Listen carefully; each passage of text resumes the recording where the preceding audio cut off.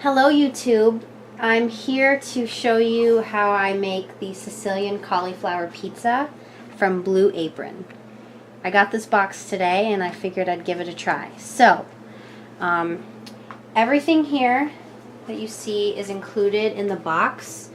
Pizza dough, cauliflower, mozzarella, garlic, oregano, capers, red pepper flakes, tomato paste, and golden raisins.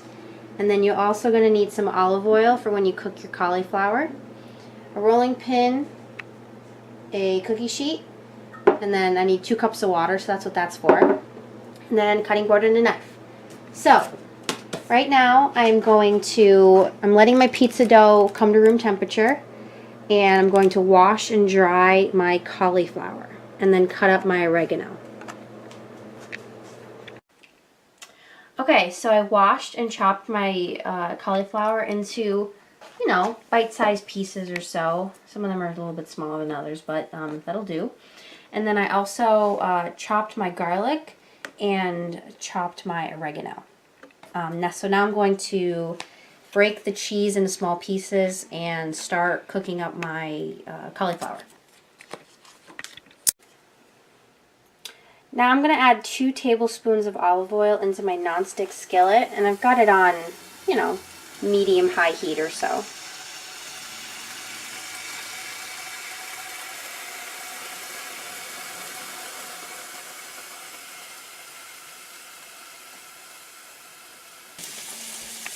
I've just added my garlic and cauliflower to my pan with my hot oil. I'm going to add a little bit of salt and pepper for seasoning.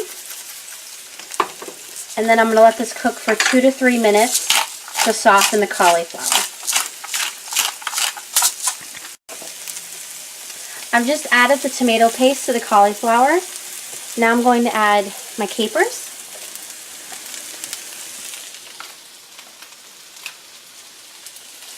Probably half of this, maybe. I'm not sure how spicy the whole thing would make it, so I'm just going to add about half.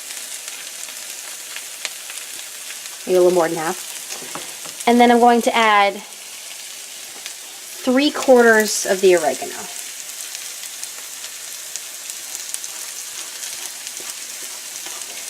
I'm going to stir this up for about a minute, and then I'm going to add 2 cups of water. Okay, so our sheet pan has been oiled with some olive oil, and now I am rolling out the pizza dough.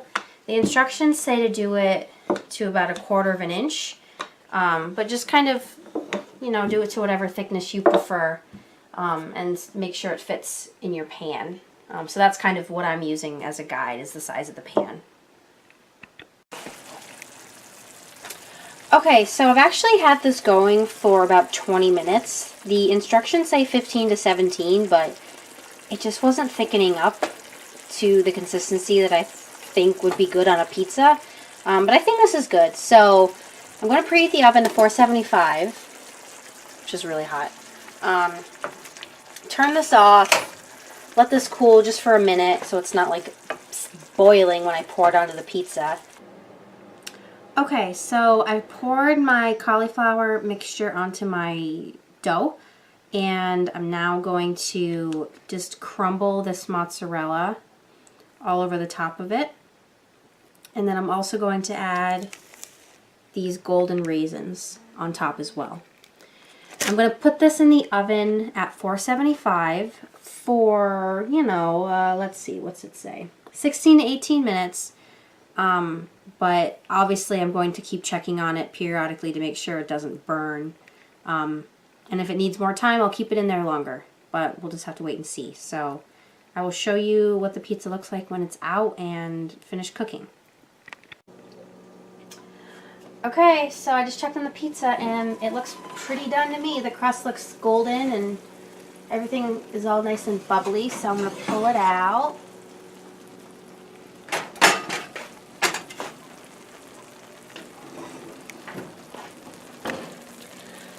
I definitely think there's too much water here.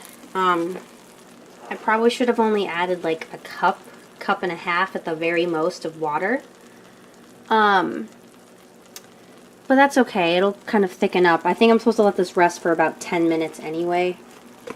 So we'll see how this ends up. Okay, here's the finished product.